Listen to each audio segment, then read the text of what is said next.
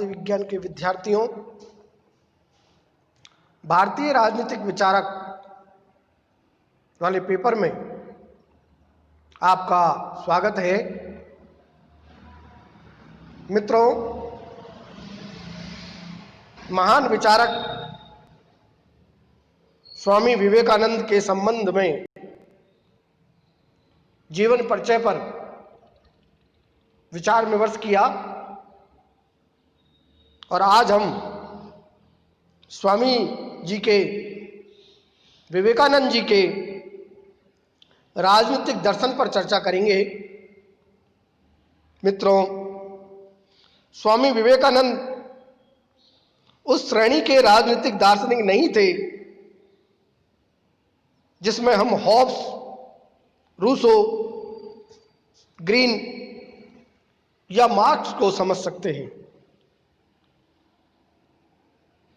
मित्रों, स्वामी जी ने इन दार्शनिकों की भांति राजनीतिक चिंतन का कोई संप्रदाय कायम नहीं किया था। उन्होंने राजनीतिक दर्शन के आधारभूत प्रयत्नों का विश्लेषणात्मक अध्ययन भी नहीं किया और ना ही उन्होंने राजनीतिक प्रक्रिया तथा व्यवहार की प्रेरक शक्तियों की गहराई में बैठने का प्रयत्न किया। मित्रों, राजनीति में उनका कोई विश्वास नहीं था, ना ही उन्होंने किसी राजनीतिक कार्यकलापों में कभी कोई भाग लिया। उन्होंने स्वयं कहा था, मैंने राजनीतिक हूं न राजनीतिक आंदोलनकारी, मैं केवल आत्म तत्व की चिंता करता हूं। जब वह ठीक रहेगा तो सब काम अपने आप ठीक हो जाएंगे। फिर भी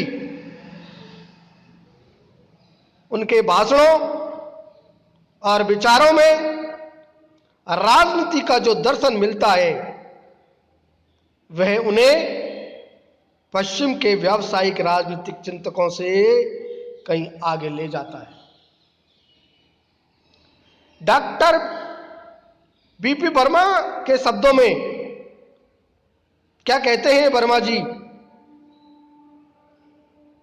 किंतु आधुनिक भारतीय राजनीतिक चिंतन के इतिहास में उनका स्थान है, इसके दो कारण दिखाई देते हैं।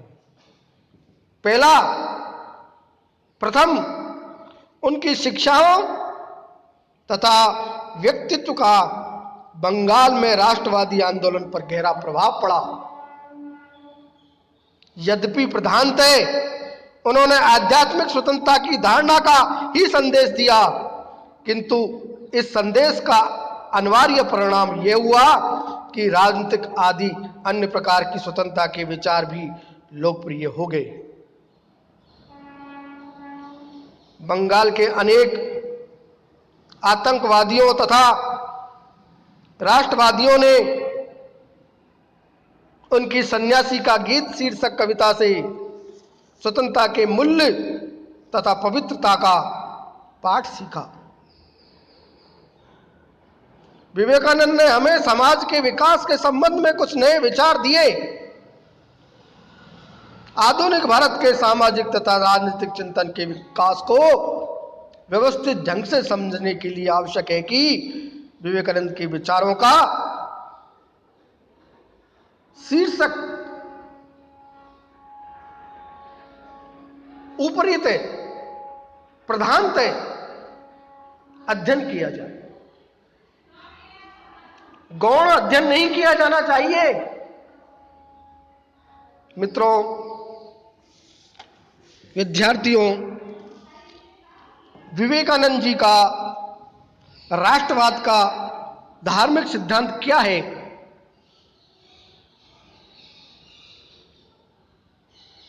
विद्यार्थियों, ईगल की भांति विवेकानंद का भी विश्वास था कि प्रत्येक राष्ट्र का जीवन किसी एक प्रमुख तत्व की अभिव्यक्ति है।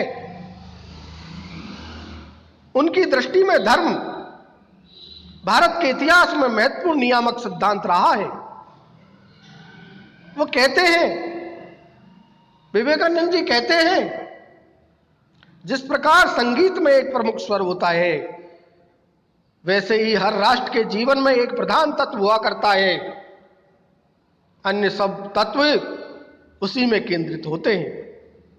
भारत का तत्व धर्म है, इसलिए उन्होंने राष्ट्रवाद के एक धार्मिक सिद्धांत की नींव का निर्माण करने के लिए कार्य किया और आगे चलकर उसी सिद्धांत का विपिन चंद्र पाल और अरविंद घोष ने भी पक्ष पोषण किया। मित्रों, विद्यार्थियों, विवेकानंद जी ने राष्ट्रवाद के धार्मिक सिद्धांत का प्रतिपादन इसलिए भी किया कि वो समझते थे कि आगे चलकर धर्म ही भारत के राष्ट्रीय जीवन का मेरुदंड बनेगा, आधार स्तंभ बनेगा। उनका मानना था कि राष्ट्र की भावी महानता का निर्माण उसके अतीत की महत्ता की नींव पर ही किया जा सकता है। अतीत की उपेक्षा करना राष्ट्र के जीवन का ही निषेध करने के समान है। इसलिए भारतीय राष्ट्रवाद का निर्माण अतीत की ऐतिहासिक विरासत की सुदृढ़ नींव पर ही करना होगा। मित्रों, विवेकानंद जी कहा करते थे, अतीत में भारत की सृजनात्मक प्रतिभा की अभिव्यक्ति मुख्यतः धर्म के क्षेत्र में हुई थी। धर्म ने भारत में एकता तथा स्थिरता को बनाए रखने के लिए एक सृजनात्मक शक्ति का काम किया था। यहां तक जब कभी राजनीतिक सत्ता शिथिल और दुर्बल हो गई थी तो धर्म ने उसकी पुनः स्थापना में योगदान दिया। इसलिए विवेकानंद जी ने घोषणा की कि राष्ट्रीय जीवन का धार्मिक उपदेशों के आधार पर संगठन किया जाना चाहिए। उनके विचार में धर्म का अर्थ शाश्वत तत्व का साक्षात्कार करना था। वे सामाजिक मतांतरों और पुरानी पौगापंथी रूढ़ियों को धर्म नहीं मानते थे। वो कहा करते थे, धर्म ही निरंतर भारतीय जीवन का आधार रहा है, इसलिए सभी धर्म के माध्यम से ही किए जाने चाहिए, सभी सुधार धर्म के माध्यम से किए जाने चाहिए।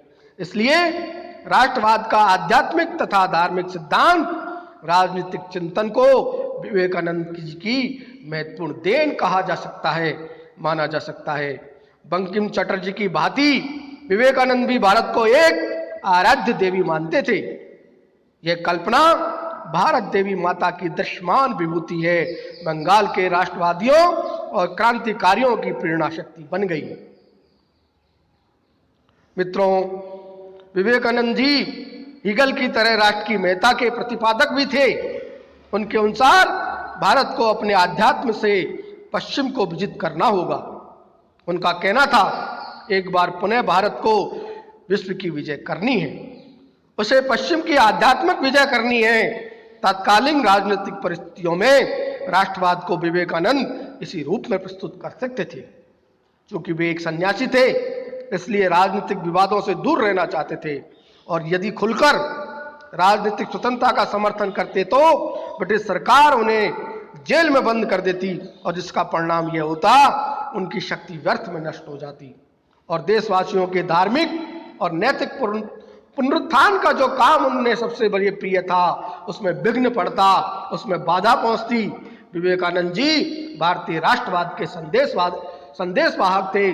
जब उन्होंने देशवासियों को कहा, बंकिम चंद्र को पढ़ो तथा उनके सनातन धर्म और उनकी देशभक्ति को ग्रहण करो, जन्मभूमि की सेवा को अपना सबसे बड़ा कर्तव्य समझो, हे वीर निर्भीक बनो, साहस धारण करो, इस बात पर गर्व करो कि तुम भारतीय हो और गर्व के साथ घोषणा करो, मैं भारतीय हूं और प्रत्येक भारतीय मेरा भाई है। तुम अपनी कमर में लंगोटी बांधकर गर्व के साथ उच्च स्वर में घोषणा करो, भारतीय मेरा भाई है, भारतीय मेरा जीवन है, भारत के देवी देवता मेरे ईश्वर हैं, भारतीय समाज मेरा बालकाल का पालना है, मेरे यौवन का आनंद उद्यान है, पवित्र स्वर्ग और मेरी वृद्धावस्था ही वाराणसी है। मेरे बंधु बोलो, भारत की भूमि मेरा परम स्वर्ग है, भारत का कल्याण मेरा कल्याण है। विवेकानंद जी ने राष्ट्रवाद को एक नए स्वरूप में प्रस्तुत किया, उसे अपनी धरती पर अपने पैरों पर खड़े होने की प्रेरणा दी, अंधे बनकर यूरोपीकरण से बचने की सीख दी, धर्म में विश्वास और कर्म में लगन का मंत्र फूका। इस प्रकार के राष्ट्रवाद का धार्मिक सिद्धांत का पक्ष पोषण विवेकानंद जी ने किया। मित्रों, विद्यार्थियों, अगली वीडियो में हम विवेकानंद जी के स्वतंत्रता संबंधी धारणा के संबंध में उनके क्या विचार हैं, इस पर चर्चा करेंगे। शक्ति और निर्भयता का उन्होंने जो संदेश दिया, अधिकारों की अपेक्षा कर्तव्यों पर जो बल देने की उन्होंने प्रेरणा दी, व्यक्ति की गरिमा पर उन्होंने जो विश्वास किया, उसके बारे में विचार विमर्श करेंगे। तब तक के लिए धन्यवाद।